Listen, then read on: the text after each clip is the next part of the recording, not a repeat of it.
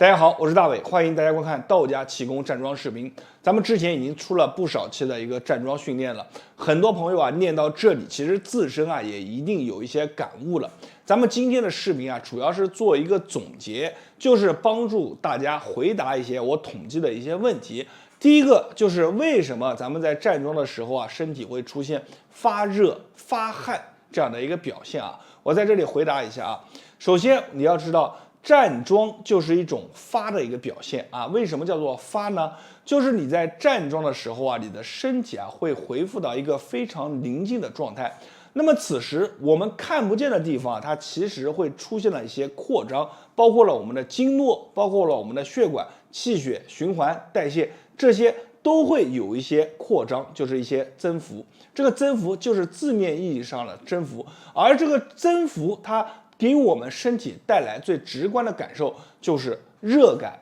出汗全身酣畅淋漓，这些都是通过站桩达到了一种增幅的一个表现。而且呢，最重要一点的就是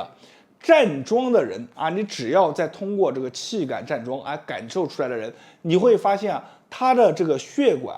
它的扩张的程度会有一个微小的一个改变。我们的这个血管是有弹性的很多人可能不知道，我在这里给大家简单讲一下。很多人呢，他比如说你饿着了，他这个管子就会变窄；你比如说你生病了，体质变弱了，管子也会变窄。管子一变窄，你的这个整个气血流通的表现就会变弱。所以呢，通过站桩，它其实是一个什么？它其实是一个调节。我们在视频的开头之前最早的一期就给大家讲过站桩它是一种调理你的不足的一些位置不足的地方。所以呢，你通过这个站桩引导了我们的血管变粗了变得更有弹性的扩张开来了，你整个身体上面的代谢循环就会变好，身体上面自然而然就会发热出汗，这些都是一个好的现象。第二个问题就是说，很多人说我站桩站到一定程度了以后，为什么会出现心里面感觉特别的孤单心里面感觉特别的，就是突然有一些难受，或者感觉很平静，就是你的这个情绪突然会有个大的波动，然后呢又恢复到平静。为什么会有这样的一种感觉？其实我们讲站桩的过程当中，我们反复强调的就是静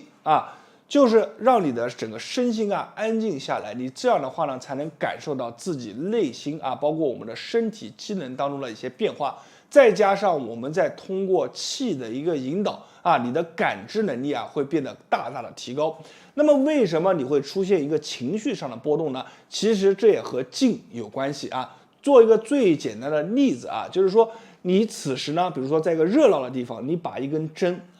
啪摔在地上，你是听不到声音的。但是你在夜晚，这个针掉落在地上，你就能听到声音，它是一个对比。我们的人心里面也会有一种对比，就是你在站桩的时候，它本身就是一种非常静的状态，但是你的思绪会在某一个点突然一个波动可能会出现一个跳动一个记忆特别难以忘记的事，这个时候引起的这个情绪波动和你本身平静的情绪，它就是会成为一种强烈的反差，所以你在心里面会突然泛起一种，比如特别的孤单特别的寂寞特别的难受甚至有的人特别的喜悦，突然笑出声，这个都是正常的现象。但是呢，我们要正确的面对就是你如果有了这样的感觉，也一定要把这种感觉给它压下来，然后慢慢的再调理到一个平静的状态不用去因为这种感觉而想太多，成为一种心理的负担。第三个呢，就是很多人在练习站桩的过程当中说为什么会出现这个腿脚发热、手脚冰凉这样的一个情况？这个呢是少数人才会发生的。最主要的原因就是说，我们在练习站桩夹肘的这个姿势的时候很多人他夹得过紧了因为我看不到大家的训练，那我们手是自然承肩夹肘，那很多人夹得紧了以后，自然而然一夹紧，它就会导致什么呢？这个往手上走的这个气血不通了手上被夹紧了。那么这个时候，手上气血不通了，再加上你的整个思想在引导我们气的这个过程当中你可能感知不到，慢慢直到手出现冰凉了出现麻了，这个时候才感觉到，其实根本的原因就是你的姿势要稍微放松一点，架子放松一点，这样的话呢，你这个问题就解决了。最后一个问题也是最多人问的一个问题，就是本身自己身体上面已经有了一些问题，通过这个站桩呢，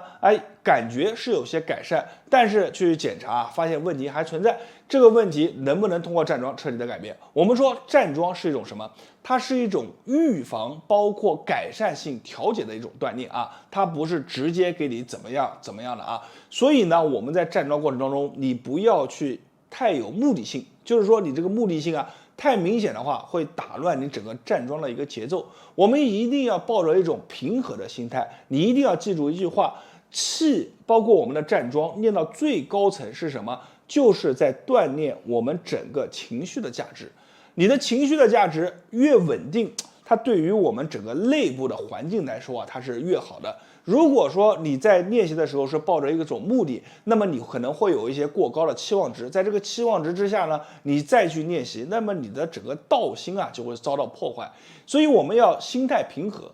但是我在这里可以很肯定的告诉你一点你只要坚持的去站桩，你会发现你的身体逐渐就会发生变化。但是这个变化的点，可能有的人是半个月，有的人是2个月，而有的人他坚持站了半年，才突然一下子大彻大悟，整个身体一下子急转过来。所以呢，这个东西因人而定，你每个人时间长短都不一样，包括你自己去站的时候去悟的一个状态你自己的感知性你每天坚持多久这些都是一些外界因素会干扰到我们整个训练的。今天这个总结呢，也是主要回答很多人通过站桩练习的一些问题的反馈。那么咱们今天视频就分享到这里，在下一期我会把我们前面所有教的内容从头到尾带大家再一起过一遍，大家跟着我一起去站桩，一起去训练，让自己的身体变得更好。我是大为，感谢大家的观看和支持，谢谢大家。